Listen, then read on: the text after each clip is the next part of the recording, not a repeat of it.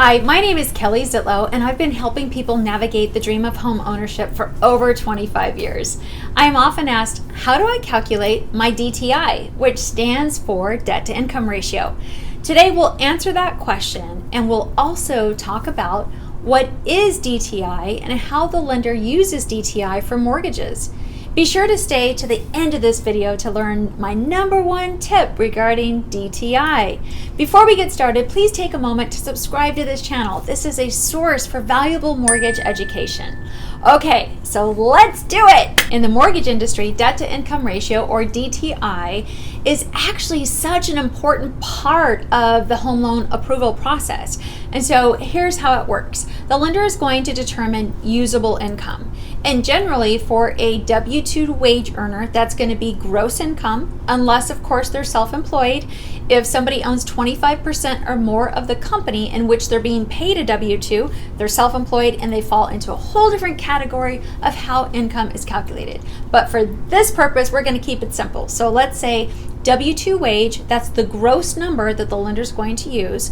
And essentially the lender's going to take that income and then they're going to account for all of your debts. So those could be credit card payments, student loans, car payments, IRS tax payments, child support, alimony, spousal maintenance, HOA dues, property taxes, homeowners insurance, house payments on other properties. All of that goes into the debt to income ratio together with the new house payment on the proposed property that one is purchasing. All right, so here are a few things that are not calculated into the lender's debt to income ratio. And this is really important because it's going to have people think about just their lifestyle and their spending habits. So here's a few things. One, childcare. Childcare and daycare can be very, very expensive. And again, that's not calculated into the lender's debt to income ratio. So knowing what your monthly budget is, what your net income is, and how much of that is going out for childcare, that could be something really important to evaluate when you're determining what payment that you are comfortable with paying as you move through the home loan pre-qualification process. So childcare, electricity, water, gas, all of those things are not calculated into the lender's debt to income ratio qualification. Now, childcare on a VA home loan, that will be accounted for in a different way, but it's not necessarily calculated into the debt to income ratio. And on that note, I do think it's super important to know that the maximum debt to income ratio is going to vary based on loan type. So whether it's FHA, VA, conventional conforming loan, which is currently under a loan amount of $548,250, or we get into the jumbo loan space, all of those programs are going to have their own thresholds for debt to income ratios. So they're going to vary. And even on the conforming conventional loans, which is by far the most popular program out there on a nationwide basis, what's going to drive the maximum debt to income ratio based on each borrower is going to be their overall picture. So it's going to be credit profile, it's going to be down payment, it's going to be the number of months of assets. All of that gets calculated into what is going to be allowed for the maximum debt to income ratio. So it's kind of like a case by case basis. Now, of course, each of the programs have their ultimate maximum, but on a case by case basis, let's say for a conventional loan, there might be borrowers that can qualify up to a 50% debt to income ratio, but there may be another borrower that the maximum debt to income ratio based on their scenario, their footprint, maybe only 43%.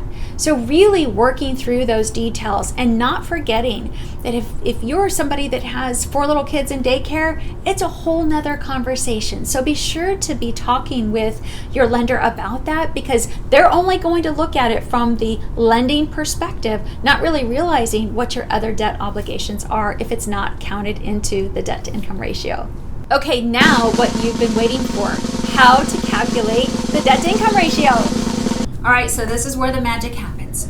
I'm going to show you how to calculate a debt to income ratio. It's not as difficult as people might think. So here goes.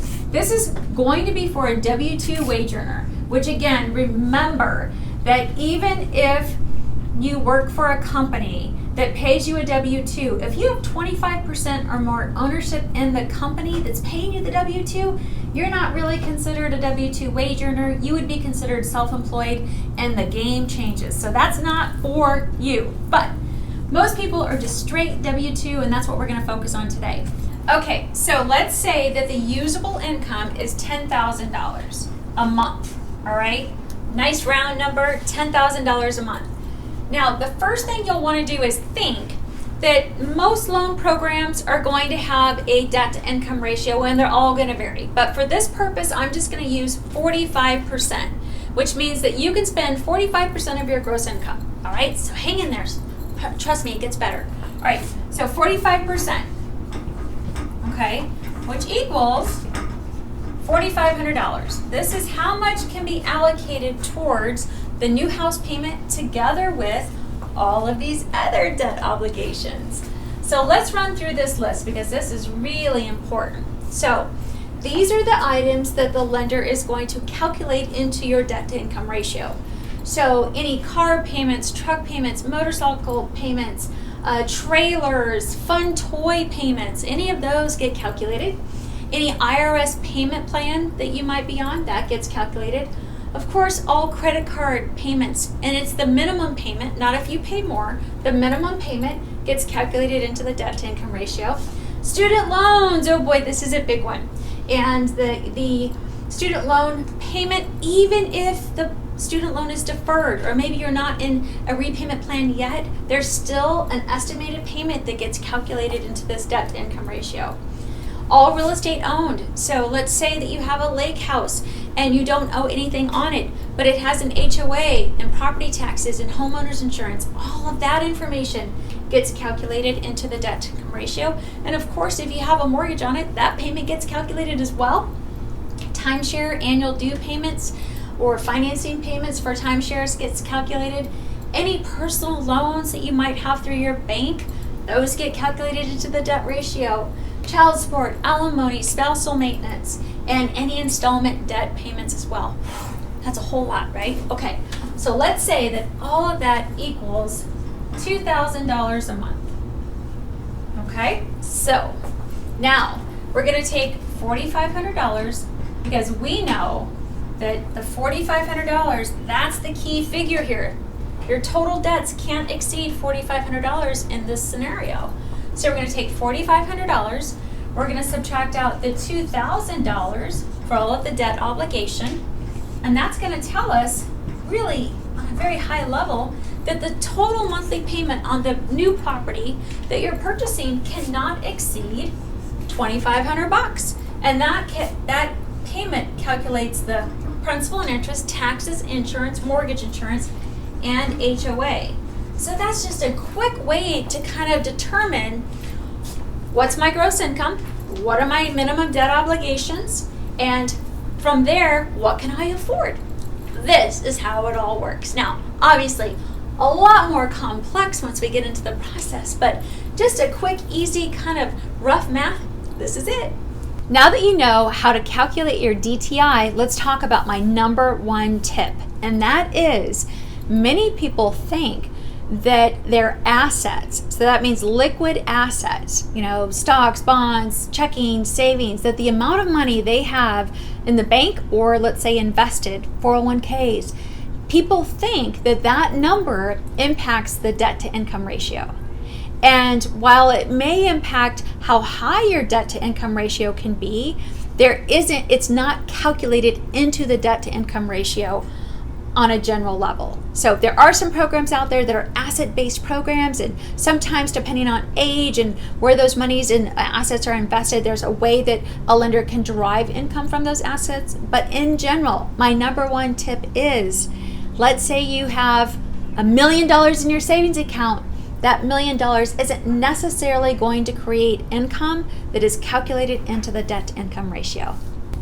So now you know how to calculate your DTI and all of my best tips on debt to income ratio.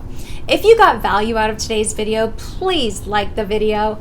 If you have questions, comment below, and don't forget, subscribe. See you next time with more valuable mortgage tips.